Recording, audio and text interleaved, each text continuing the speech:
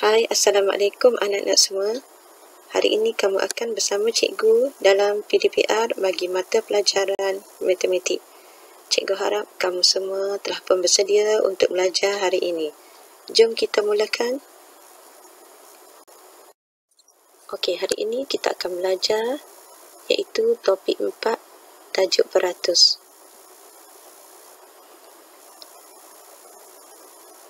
Menyelesaikan masalah.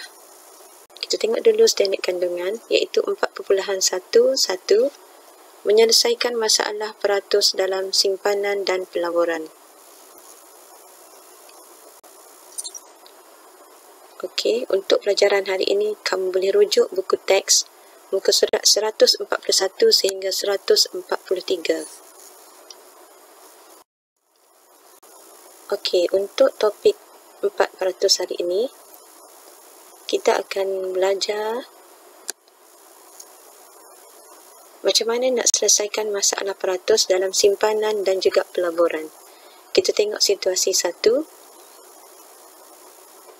iaitu pada bulan Januari, Encik Raihan menerima cek bayaran sewa kedainya sebanyak RM2,500.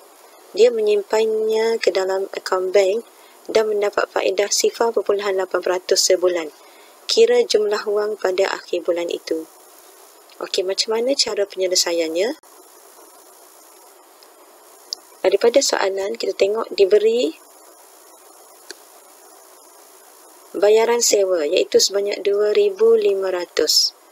Manakala bank pula membayar faedah sebanyak 0.8% sebulan. Kemudian kita tengok apa yang perlu kita cari dalam soalan di atas iaitu jumlah simpanan Encik Raihan pada akhir bulan. Operasi yang terlibat adalah, okey, pertama kita perlu mencari faedah. Faedah tu memerlukan operasi darab dan jumlah simpanan kita akan perlukan operasi tambah. Okey, cara menyelesaikannya adalah iaitu jumlah bayaran sewa adalah RM2,500. Sekarang ni kita nak mencari bayaran faedah dalam sebulan iaitu RM2,500 darab dengan 0.8% darab dengan 1 bulan. Okey, RM2,500 darab dengan 0.8% tu sama dengan 0.8/100. Okey. Kita boleh potong 1 sifar atas dan okey, 2 sifar atas dan juga 2 sifar bawah. Okey, tinggal lagi RM25 darab dengan 0.8. Okey, jawapannya adalah RM20. Kemudian kita cari pula iaitu jumlah wang pada akhir bulan. Iaitu RM2,500 tambah dengan RM20 yang kita dapat tadi tu. Jadi jawapan akhirnya adalah RM2,520. Okey, seterusnya kita tengok lagi. Masih lagi topik 4%, iaitu menyelesaikan masalah peratus dalam simpanan dan pelaburan, iaitu situasi 2. Peratus dan simpanan dan pelaburan, iaitu Kevin menyimpan RM1,000 di bank. Bank memberi faedah bagi simpanan sebanyak 0.5%. Kira nilai faedah bagi simpanan itu dan jumlah wangnya selepas menerima faedah. Okey, apa maksud simpanan? Simpanan ialah wang ataupun barang yang disimpan dan digunakan apabila diperlukan. Manakala pelaburan pula ialah wang digunakan untuk perniagaan tertentu yang akan memberikan keuntungan pada masa hadapan seperti pembelian saham dan juga sebagai ahli koperasi sekolah. Kita tengok cara penyelesaian. Okey, dalam soalan tersebut, situasi 2 ni diberi wang simpanan adalah sebanyak RM1,000. Manakala faedah simpanan pula adalah 0.5%. Apa yang dicari dalam soalan adalah iaitu ada dua. Yang pertama, nilai faedah simpanan. Yang kedua, jumlah wang selepas menerima faedah. Operasi yang terlibat adalah, pertama kita kena mencari nilai faedah simpanan, iaitu kita akan buat operasi darab. Jumlah wang selepas menerima faedah adalah operasi tambah. Macam mana cara nak selesaikan? Iaitu mencari nilai faedah simpanan, iaitu RM1,000 darab dengan 0.5%. RM1,000 darab dengan 0.5 per 100.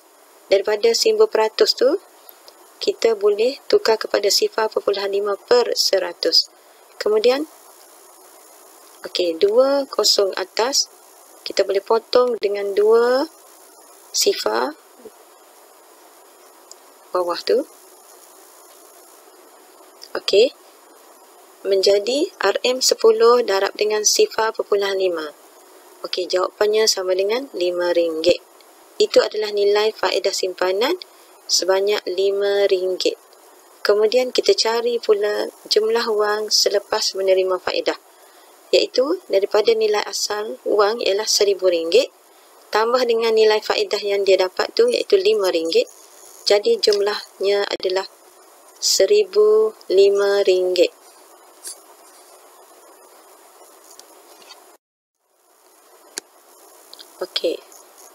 Seterusnya kita tengok selesaikan masalah peratus dalam simpanan dan pelaburan, iaitu situasi 3.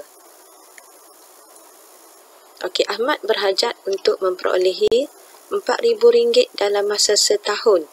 Dia mula menyimpan RM3,000 di bank wang duit dengan faedah 5% setahun. Berapakah jumlah wang yang diperolehinya dan juga berapakah jumlah wang yang masih kurang? Cara penyelesaiannya adalah, iaitu diberi dalam soalan, wang yang diperolehi adalah, wang simpanannya adalah RM3,000. Manakala faedah simpanan pula adalah 5% setahun. Kemudian kita tengok apa yang dicari dalam soalan, iaitu jumlah wang yang diperolehi. Kita tengok dulu apa operasi untuk jumlah wang yang diperolehi.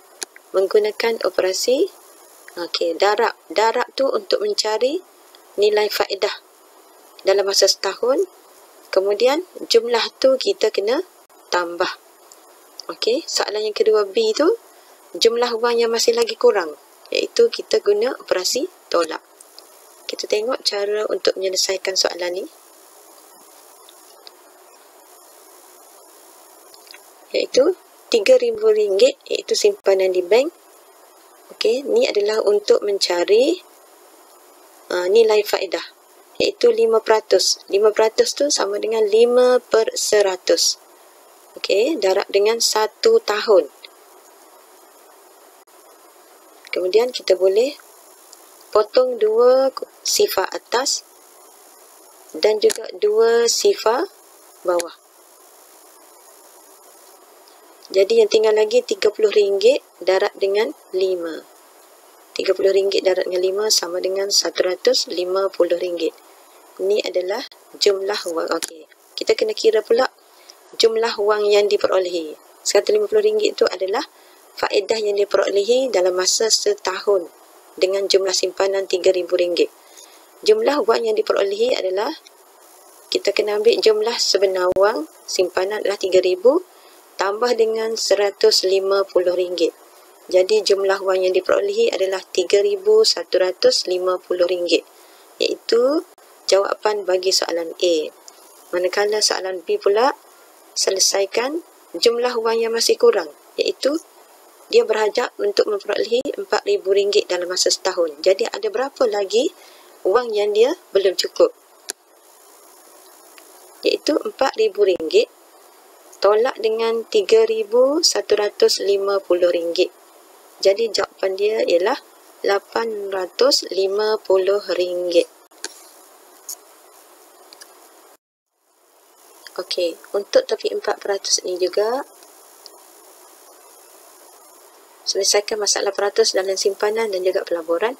Di sini cikgu sertakan soalan latihan, di mana soalan yang pertama, Hajar menyimpan wangnya di bank sebanyak RM3,000. Dia memperolehi faedah sebanyak 0.6% atas simpanannya setiap bulan. Kira jumlah faedah yang diperolehi oleh Hajar. Manakala soalan yang kedua pula ialah, ayah memberikan Ama RM2,500.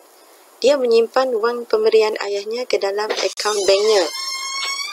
Daripada simpanan tersebut, Ama memperolehi 0.7% faedah untuk 1 bulan. Kira wang simpanan Ama untuk 1 bulan. Okey? Itu adalah 2 soalan. Kita tengok lagi soalan seterusnya. Okey. Soalan ketiga, iaitu diberi bank, nama bank, kadar pulangan syarikat dan juga kadar dividen. Okey, ada 3 bank dan juga ada 3 syarikat dengan kadar pulangan berbeza dan kadar dividen juga berbeza. Soalan yang pertama, bank yang manakah menawarkan kadar pulangan yang paling tinggi? Tengok daripada jadual di atas tu. Yang kedua, syarikat manakah menawarkan kadar dividen yang paling rendah? Yang ketiga soalannya adalah Koki melaburkan RM230,000 di syarikat sepadu. Kamu kena tengok syarikat sepadu. Tengok juga kadar dividen dia. Selepas setahun, berapakah jumlah dividen yang diterima olehnya? Okey. Okey, kita sambung lagi dengan soalan yang ketiga, iaitu soalan keempat. Swilin menyimpan RM50,000 di bank pertama. Selepas setahun, berapakah faedah yang diterimanya dan berapakah jumlah wang Swilin sekarang?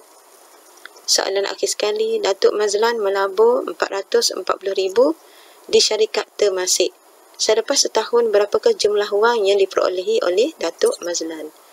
Okey, cikgu nak kamu buat di dalam buku latihan matematik kamu. Cuba. Okey, sekian, terima kasih.